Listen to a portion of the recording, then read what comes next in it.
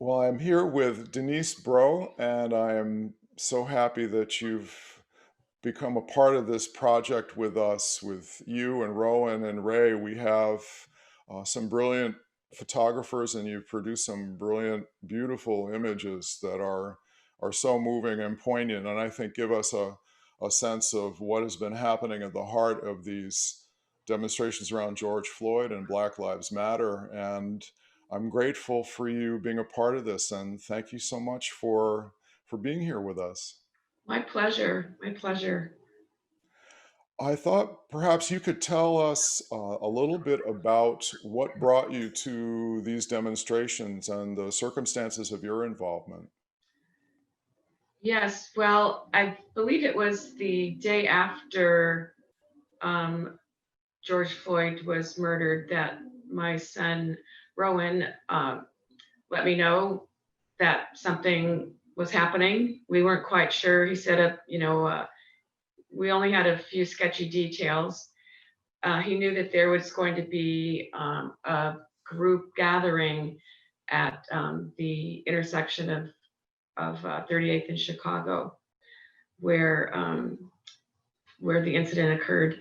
But I wasn't sure. I was reluctant to go at first because I didn't know at all what kind of gathering this was going to be. I knew so little about, or we knew so little about what had happened that I imagined it was a small, intimate family members, putting up bouquets and teddy bears, that kind of a thing, at a Yeah. memorial that that I didn't know what was happening, and I didn't want to be part of that intimate thing because I didn't know the man, and so forth. But as more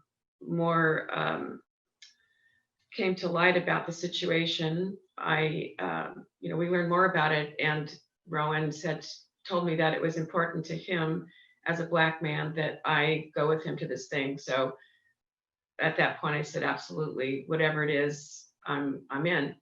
Mhm. So that's how I came to go to it. Otherwise, I might just have stayed on the couch and not gone at all. Yeah. So Now you're a professional photographer. This is what you do as a vocation, right? it's one of the many hats that I wear. Yes, Yeah. I'm familiar with that. I was someone Yes. who also shares many hats too, but I've seen your work is beautiful online, the dance images and things that you produced. So Thank you. what when you went to this gathering and then you brought your camera with you, right? Actually, I didn't. I Oh, okay. because I was going to say I photographer is one of the hats I wear, but often I don't bother taking the big camera because it's cumbersome, Mhm. and a lot of times I'll miss what's happening if I'm Mm, mhm. behind the lens. So, and again, I didn't know that history was unfolding right down the street from me. So I did not bring my big camera. Mhm. In fact, the first image that we are going to see, I believe, is with my cell phone. Mhm. And uh, I think I went to two events to protest with just the cell phone, and then Mhm. I realized I should be taking the big clunker or two with me. So uh, so I did not have my good cameras with me Uh-huh. for the first 2 days. Yeah.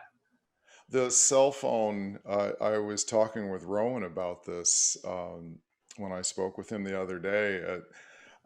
I would nominate the inventor of the cell phone for a Nobel Peace Prize because I feel like as a human rights tool, it is really revolutionized or changed how particularly white people in the United States and Europe are finally seeing the reality inside the black community vis-a-vis the confrontations and ongoing oppression through the police. And though even within the confines of using a cell phone camera, your images are just striking, and you obviously bring a photographer's eye even to the cell phone. So you're able to see what I see here? Yes, I am. So that's your son, no? That's my son Rowan. So this was taken with the cell phone at the Capitol building in St. Paul.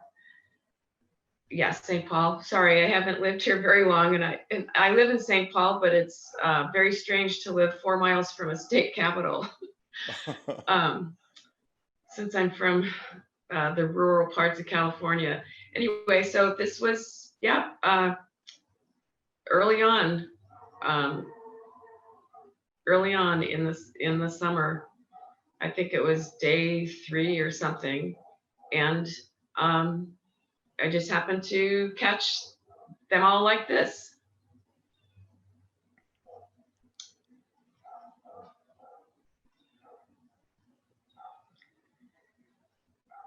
This was at Governor Walz's mansion. Um, Again, early on, I don't recall her name right away, but she is an attorney, and um, I was behind the camera.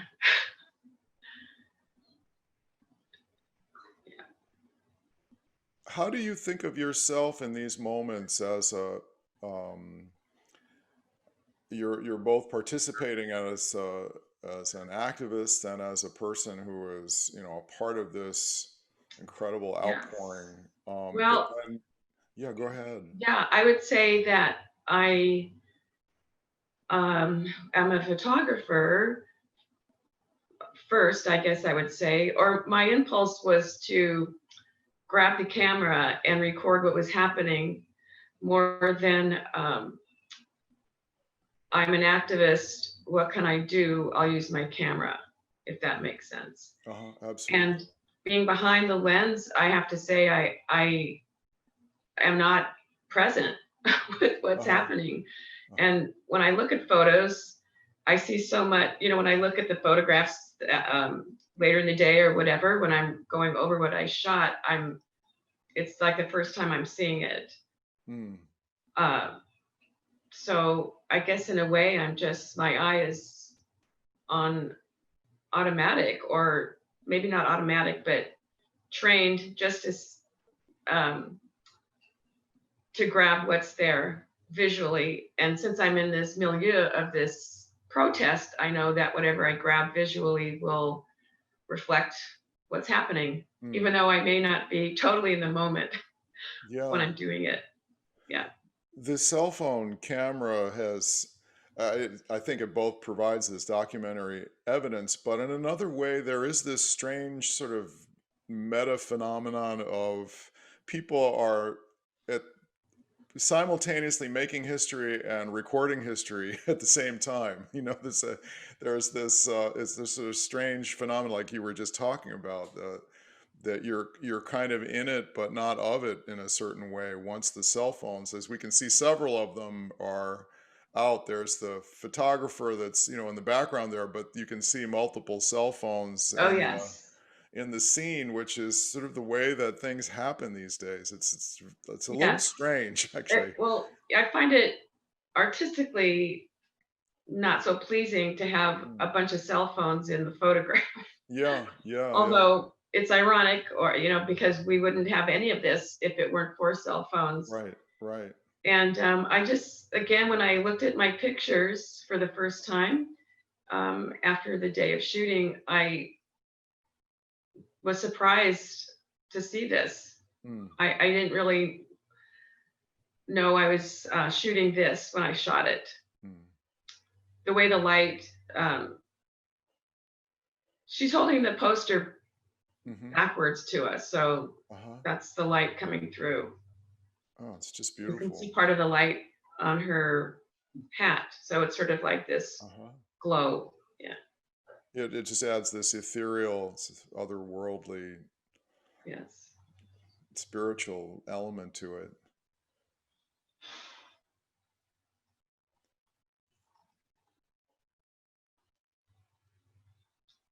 Well, it says it all right there, Mm. what that's about. but again, I saw these two heads together. I believe one is black, one is white, or one is white, one is black. And um, so I thought black and white for this image was called Mm. for. Uh-huh.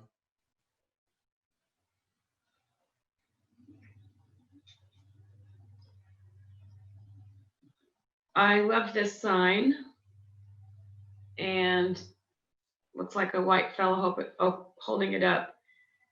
And I noticed more when I was looking at the pictures in review. I noticed that there were a lot more white people than black in a lot of these pictures, but I hadn't noticed the preponderance of white people at the time. Again, a lot of stuff I don't see till I'm looking at the Mm. pictures.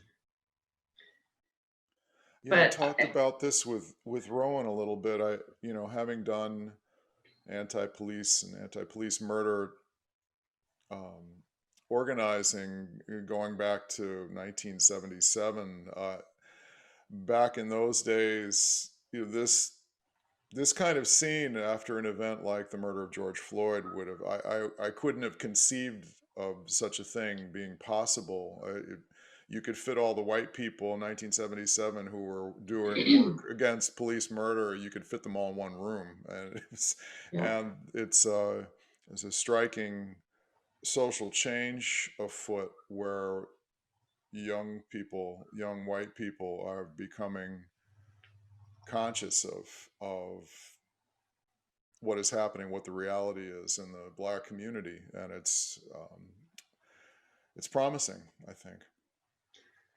yes, it is. And this was again at the governor's mansion. Mm, And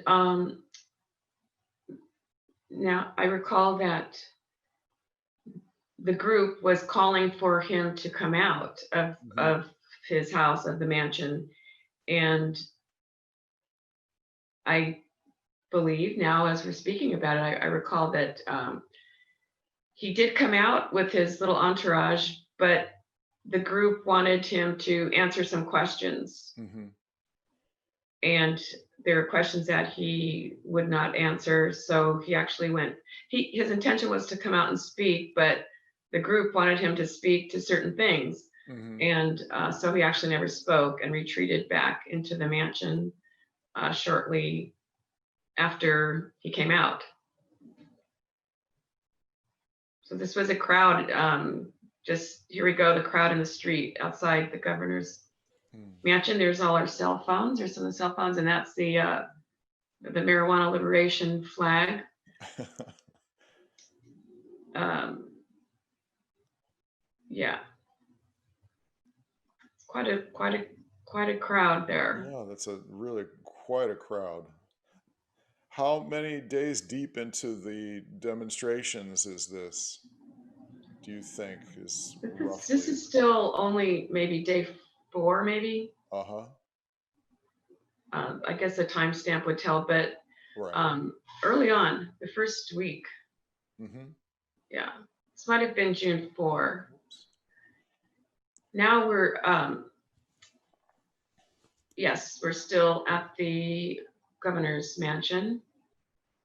What does her sign say? It's not black versus white. It's, It's like well, I can't see it. everyone versus or every something. Yeah. Anyway, so I just liked the juxtaposition of all this. Uh-huh. It's Yeah, beautiful. thank you.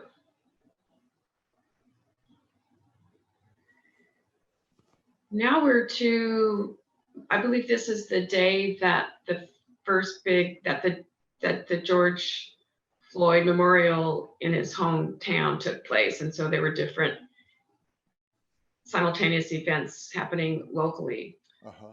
And so this is the day of that here in, again, this is at the intersection outside of Cup Foods where the murder took place.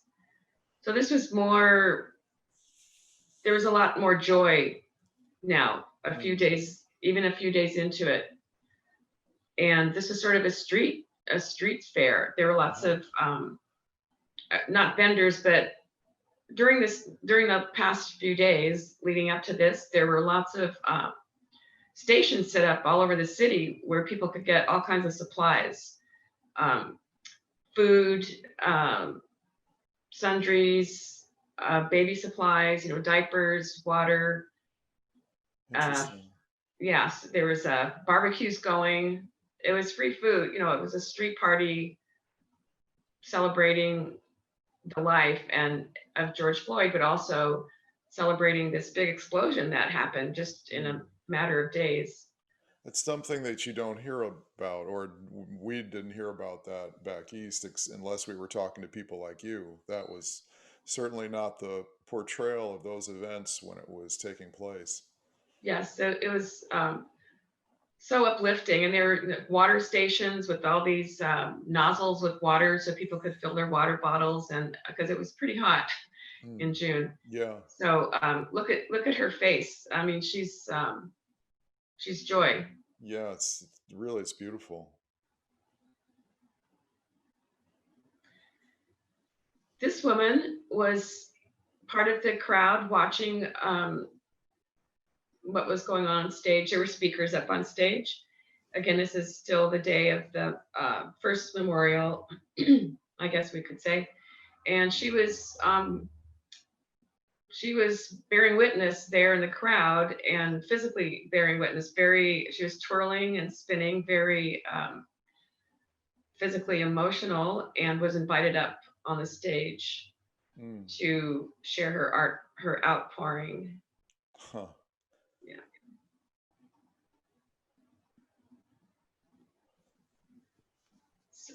I noticed too, there are lots of hands up in praise. Uh-huh. So she had her cell phone. Let's get used to it. Yeah, yeah. And this is her background is part of the Cup Market building. I Says just love he, the spark in the background as yes. as a text piece this has so many different layers to it. It's It says heat and spark is Oh, what, it says heat. Okay, yeah. heat spark. Wow, that's so cool. And the cell phone here, again, I know as a thing in the images, I could certainly understand from the aesthetic point of view. It's like, put the damn thing down, and but and anybody who's been to a concert has had that experience. You gonna listen or you gonna record? What are you Yeah. doing? It's just be here. But at the same time, I think it does reflect the consciousness that we're making history here, and it's another, I think it's another symbol of bearing witness, and that we're not going away, and that the whole world is watching Yeah. and recording what's taking place, what's happening here. And I think visually it works in this case. I, Mm. I don't know, it lines up with everything. And Mm-hmm. I think she's got it facing toward herself. Mm-hmm.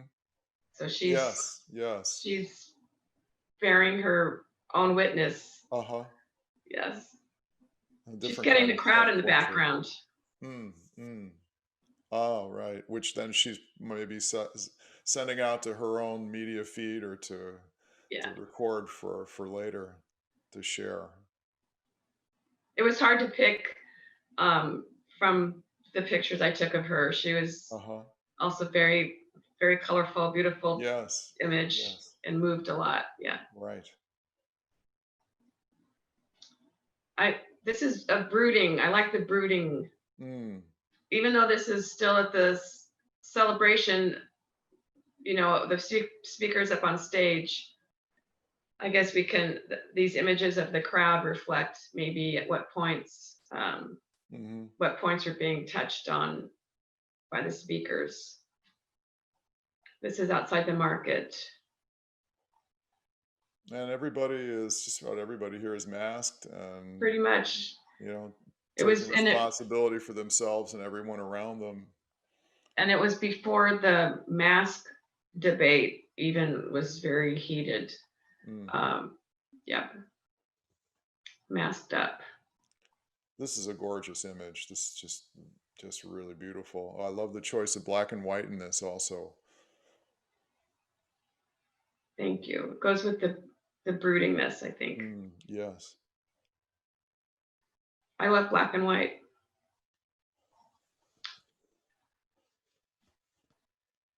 I just like all the elements. Hmm.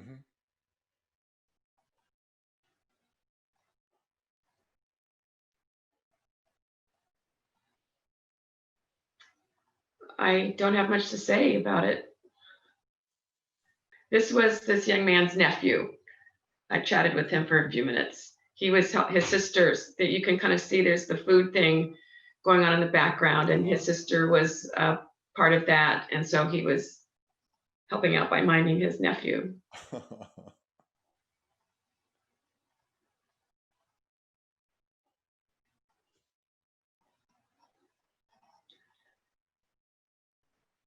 The gentleman on the right, the white fella, he was so earnest. I watched him for a bit throughout the day, through these moments, and I was just so moved by his earnestness. He Mm. was serious about this. Hmm. Yeah.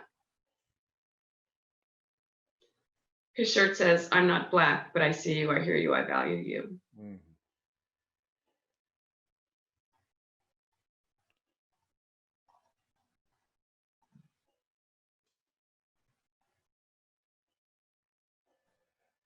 There's a difference in these two images from, there's a tendency, I think sometimes to sort of look for those moments of white and black unity, and it can be turned into like political pablum. It can be, it's like, oh, Oh, here's our kumbaya moment, and yeah. it's all gonna be okay, and here we Yeah. are all together, and we're all in this together. But that's really not what is being shown in these two images for me. I don't think I'm just reading into it. What I see are people struggling with how to be allies, how to be participants in a social transformation that puts the value of Black lives, at the center and of that change. And that's a much different thing of just, let's all just hold hands and make everything better. And and I think what I get in this image is from the expression on the African American gentleman's face. This isn't like a kumbaya moment. This is like, there's something else going on here that I think is deeper than that, and is a recognition of black leadership in this. And I really appreciate your having gotten that in this. Yes, this fellow he was actually crying. Mm, This was very moving, I thought, because mm, you can see they've broken the mm, mm, social distancing thing, but mm, it had to happen. mm.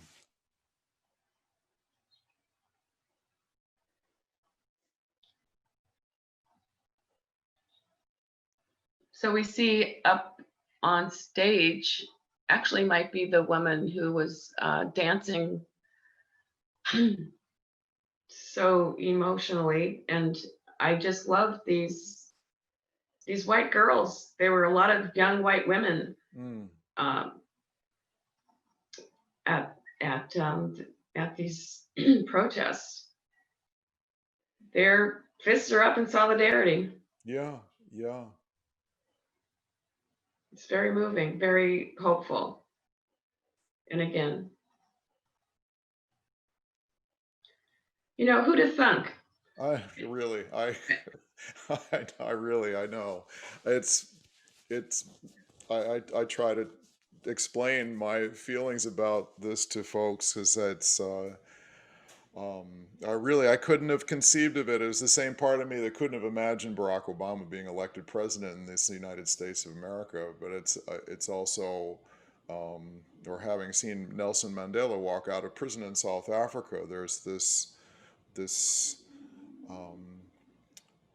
breaking with the sort of race solidarity of white America here, with white young people, that is indicative of, I think, some really important social transformations going on. Yes, and it's a good lesson for me in you can't judge a book by its cover. If I Mm, saw these people walking around the Walmart, let's say, mm, or mm-hmm. just anywhere, I would not have put them here. I may have Uh-huh. stereotyped them. Uh-huh. So it's a good lesson. Here they Yes. are, and the her face, the look on her face, you can't fake that. Yeah. Yeah.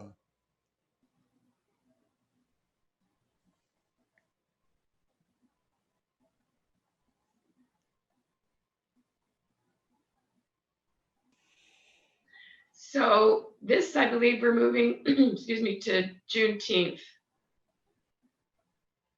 So this is a local Juneteenth celebration. So let's see, by June 19th, several weeks had passed, maybe 3 weeks since George Floyd's murder. You can see this, well, plus it was Juneteenth, a day of celebrating Mm-hmm. or recognizing the celebratory part of it too. But you can see spirits have lifted. Uh, Yes. and yes, so this was on our way to the Juneteenth celebration on June 19th. Which, for those who don't know the significance of Juneteenth or June 19th, was in recognition of the date when enslaved Africans finally learned that they had been freed and that the Civil War had been resolved in the favor of the North and that of the Union, and that um, African Americans, that black people were now freed and that slavery had been abolished. And that was it didn't get to get to Texas, in which this celebration commemorates. It didn't get there until about a year after the fact. And it was June 19th that celebrates the day when people learned of their freedom.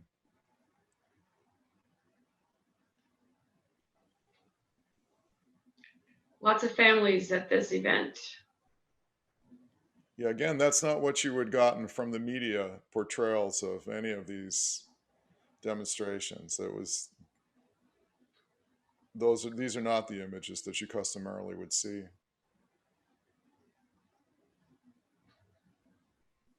I love this shot. I love this.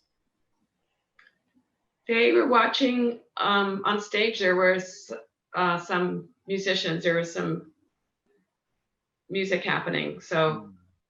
these fellas, you can sort of see that in the background. Mm. Yeah. So they were grooving.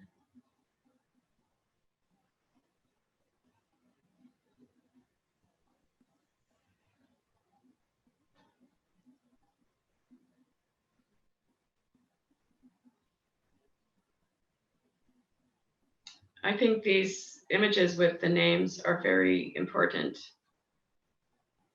And again, this was sort of actually, this is going back to the memorial celebration, so kind of early on.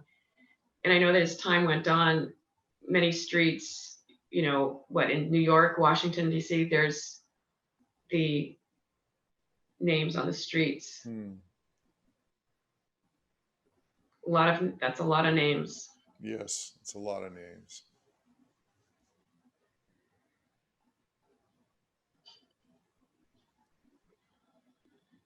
So we have lots of action going, lots of stuff to see in the background. We have a fine art center, the Heat Spark Uh-huh. sign again. Yeah, it's a cut market. Some BLM tags up on the brick. BLM tags, yeah. Uh-huh. And a lot of white folks. Yeah. And Very good. And it was a hot day. yeah. Good on them.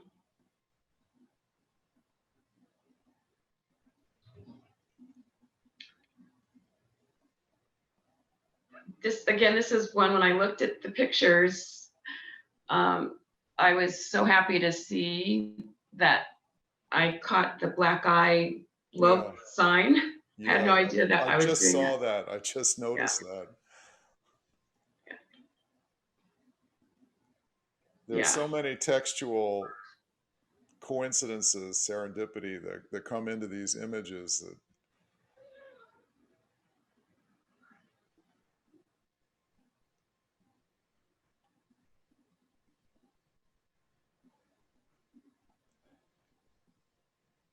and I think that is the conclusion of these images here.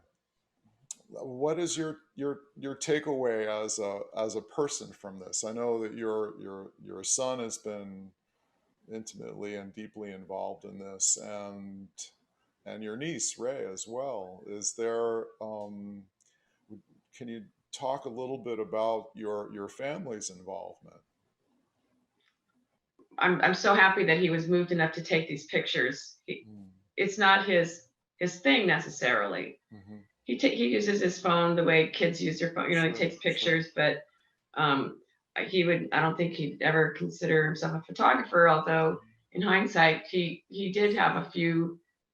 Yeah, I think we did some 4-H photography stuff, and he's got a great eye. He He just didn't does. really He he really didn't keep it does. up. Uh-huh. Yeah, so I'm really glad he was moved enough to pick the camera up again, Mm. or the phone camera, whatever he was using. So and he several years up until, well, a few years ago, he was a pretty conservative kid. Hmm. Um, so I'm really glad he got woke, let's say. Hmm. I'm happy to see that and it's sort of very serendipitous that we were both living here, because Mm. it was odd, it was odd to find ourselves here, and it was temporary for both of us. Although we didn't know what our, we didn't know how long we'd be here. We were here sort of independently, and um, but once all this happened, I, for one, speaking for myself, thought, yeah, okay, this is why I was put here, Mm. was to, this is really lucky. I mean, lucky might not be the right word, but since this history was unfolding, I felt like it was very fortuitous for Rowan and I to both, for Rowan and me to both be here. Um, Pretty amazing in the whole world, in the whole history of everything. We were here right now in this place. So, and then Ray, my niece Ray, who is, I would say, of the three of us, definitely the more aware and active Hmm. politically and socially. She also has a great eye, has been taking pictures for forever, and was out there in the thick of it with that baby strapped on her back. So her partner got some great images of that. Yeah, I have Well, another niece and nephew in the LA area that also, I believe, jumped into the fray at some point with their cameras. really. Oh, you're holding out on me. There's more. There are Yeah, more actually, bro images to be shared. yeah. Well, they didn't respond to my. I put some feelers out earlier Uh, on without running it by you, but they didn't respond. that's okay. So I thought that's 3 bros is enough, Oh, well, more it than was. enough for some people. So, Uh-huh. so I think it's I'm been really, just enough. I'm so thrilled that my kids, meaning my beloved niece and my son, one of my two beloved sons, um, are involved in this. It's super cool to be doing it as, mom and auntie. Mm, mm. Yeah.